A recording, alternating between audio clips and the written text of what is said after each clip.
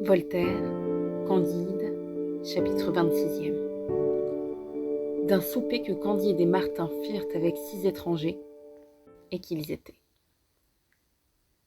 Un soir que Candide, suivi de Martin, allait se mettre à table avec les étrangers qui logeaient dans la même hôtellerie, un homme à visage couleur de suie l'aborda par derrière, et le prenant par le bras lui dit « Soyez prêts à partir avec nous, n'y manquez pas. » Il se retourne et voit Cacambo.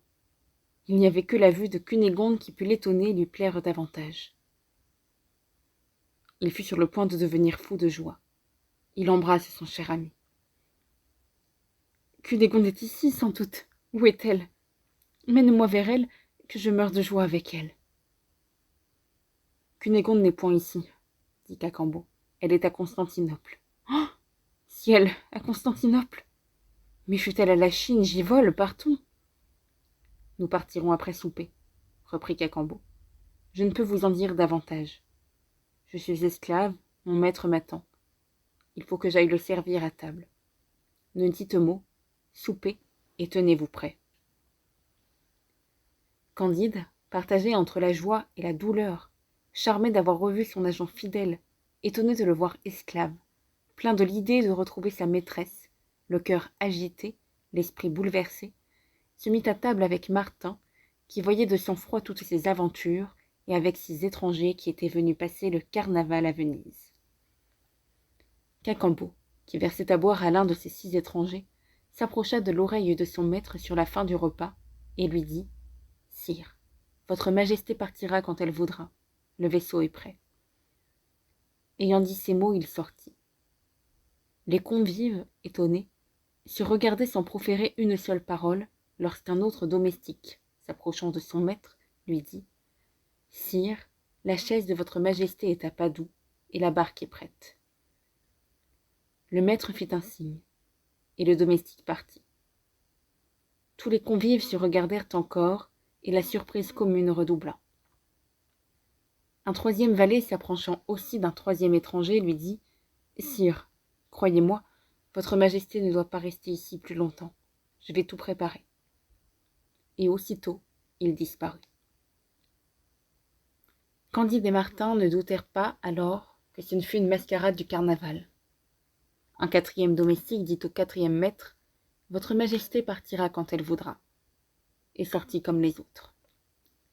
Le 5e valet en dit autant au 5e maître. Mais le 6e valet parla différemment au 6e étranger qui était auprès de Candide. Il lui dit « Ma foi, sire, on ne veut plus faire crédit à votre majesté, ni à moi non plus, et nous pourrions bien être coffrés cette nuit, vous et moi. Je vais pourvoir à mes affaires. Adieu. » Tous les domestiques ayant disparu, les 6 étrangers, Candide et Martin, demeurèrent dans un profond silence. Enfin, Candide le rompit. « Messieurs, dit-il, voilà une singulière plaisanterie. Pourquoi êtes-vous tous rois? Pour moi, je vous avoue que ni moi ni Martin, nous ne le sommes. » Le maître de Cacambo prit alors gravement la parole et dit en italien « Je ne suis point plaisant, je m'appelle Achmet III. J'ai été grand sultan plusieurs années. Je détrônai mon frère, mon neveu m'a détrôné. On a coupé le cou à mes vizirs. J'achève ma vie dans le vieux sérail. Mon neveu le grand sultan Mahmoud me permet de voyager quelquefois pour ma santé, et je suis venu passer le carnaval à Venise. » Un jeune homme qui était auprès d'Achmet parla après lui et dit « Je m'appelle Ivan.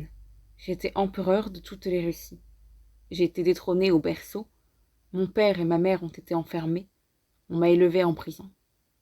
J'ai quelquefois la permission de voyager, accompagné de ceux qui me gardent, et je suis venu passer le carnaval à Venise. » Le 3e dit « Je suis Charles-Édouard, roi d'Angleterre. Mon père m'a cédé ses droits au royaume. J'ai combattu pour les soutenir. On a arraché le cœur à 800 de mes partisans, et on leur en a abattu les joues. J'ai été mis en prison.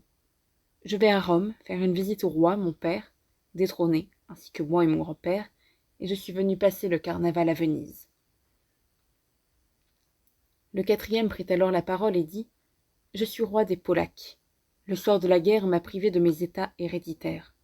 Mon père a éprouvé les mêmes revers. Je me résigne à la providence comme le sultan Achmet, l'empereur Ivan et le roi Charles-Édouard, à qui Dieu donne une longue vie, et je suis venu passer le carnaval à Venise. Le 5e dit: Je suis aussi roi des Polaques, j'ai perdu mon royaume 2 fois, mais la Providence m'a donné un autre état, dans lequel j'ai fait plus de bien que tous les rois des Sarmates ensemble n'en ont jamais pu faire sur les bords de la Vistule. Je me résigne aussi à la Providence, et je suis venu passer le carnaval à Venise. Il restait au 6e monarque à parler.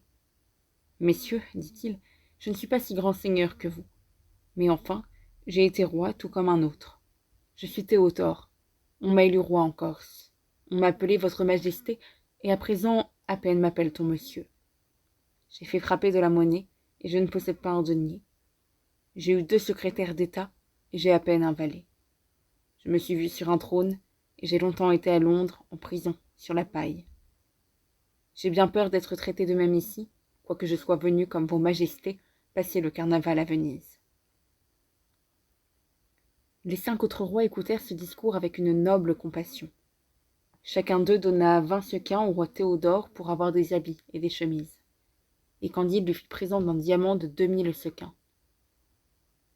Quel est donc, disaient les 5 rois, ce simple particulier qui est en état de donner 100 fois autant que chacun de nous et qui le donne?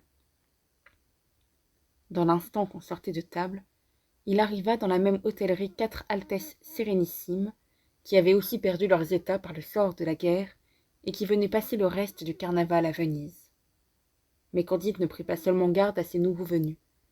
Il n'était occupé que d'aller trouver sa chère Cunégonde à Constantinople.